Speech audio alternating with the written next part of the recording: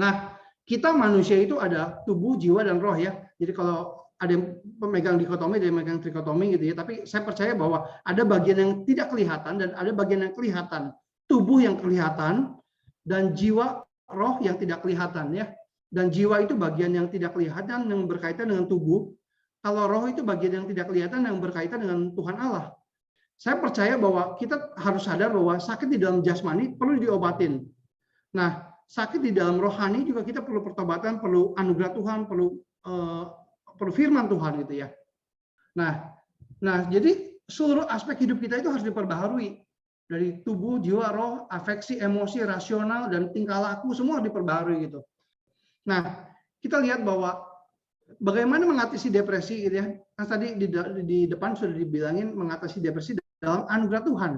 Kalau kita mau bertumbuh dalam anugerah Tuhan, tentu kita harus melewati sarana-sarana anugerah Tuhan.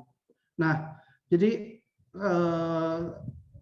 sarana-sarana anugerah Tuhan itu sering dikatakan means of grace ya, means of grace. Apa itu sarana anugerah Tuhan?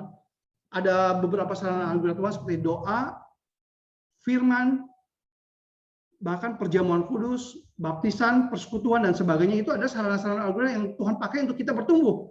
Pada saat ini saya akan fokus pada ya ini ya, doa dan firman ya. Sebenarnya yang saya lakukan itu sebenarnya itu mirip sama praktek Lectio Divina gitu ya. Jadi Lectio Divina itu artinya pembacaan ilahi atau rohani ya. Waktu Lectio Divina itu kita diajak membaca, merenungkan, mendengarkan, akhirnya kita pun bisa berdoa, menyanyikan pujian yang berdasarkan firman Tuhan.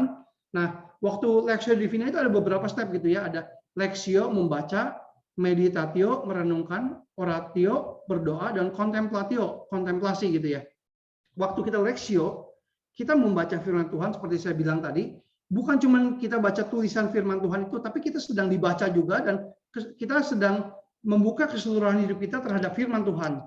Dan kita membiarkan Kristus, sang firman itu untuk berbicara kepada kita, menguatkan kita.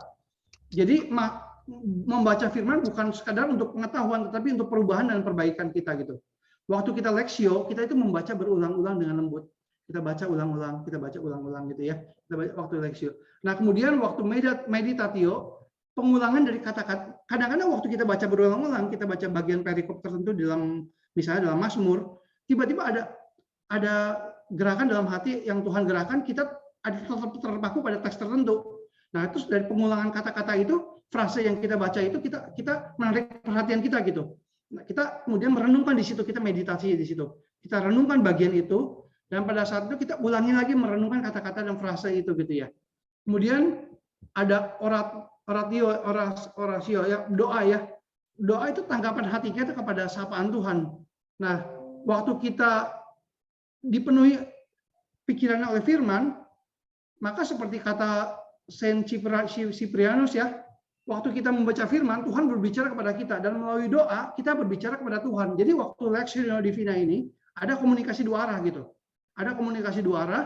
Waktu kita berdoa merenungkan firman, kemudian kita menanggapinya bisa dengan ucapan syukur.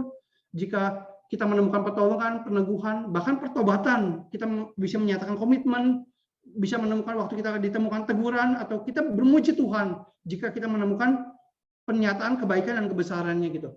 Jadi itu singkatnya seperti itu ya. Jadi contemplatio itu kita pada saat itu kita merasa dekat dengan Tuhan. Nah, saya akan coba secara singkat aja ya. Misalnya kita baca Mazmur 1 ya. Waktu baca Mazmur 1, misalnya saya contoh Mazmur 1 di sini ya. Waktu kita baca Mazmur 1, kita baca dan renungkan Mazmur 1 ini. Misalnya, berbahagia orang yang tidak berjalan menurut nasihat orang fasik, yang tidak berdiri di jalan orang berdosa, yang tidak duduk di dalam kumpulan pencemooh, tetapi yang kesukaannya ialah Taurat Tuhan, dan yang merenungkan Taurat itu siang dan malam.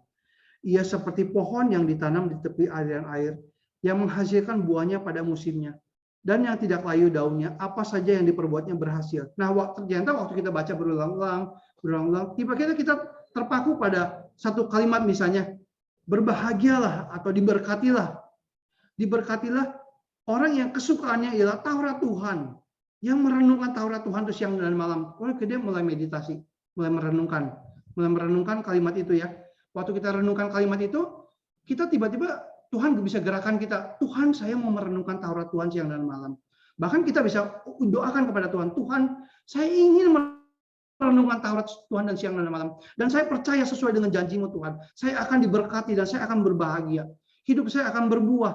Saya akan mempunyai buah Roh Kudus itu. Buah-buah roh gitu. Nah, itu jadi seperti ada iman yang keluar dari diri kita. Pada saat itu kita akhirnya mengalami kontemplasi gitu. Dan tiba-tiba menghibur, menguatkan dan memberikan pertumbuhan dalam rohani. Injil itu bukan cuma kita tahu bahwa kita pernah menerima Tuhan Yesus. Kita harus terus mengingatkan bahwa diri kita itu pernah diingatkan terus oleh Injil gitu. Kita diselamatkan oleh Injil dan terus harus menginjili diri kita, mengkhotbahkan diri kita sendiri gitu. Seperti tadi saya mengatakan, mengapa engkau tertekan hai jiwaku?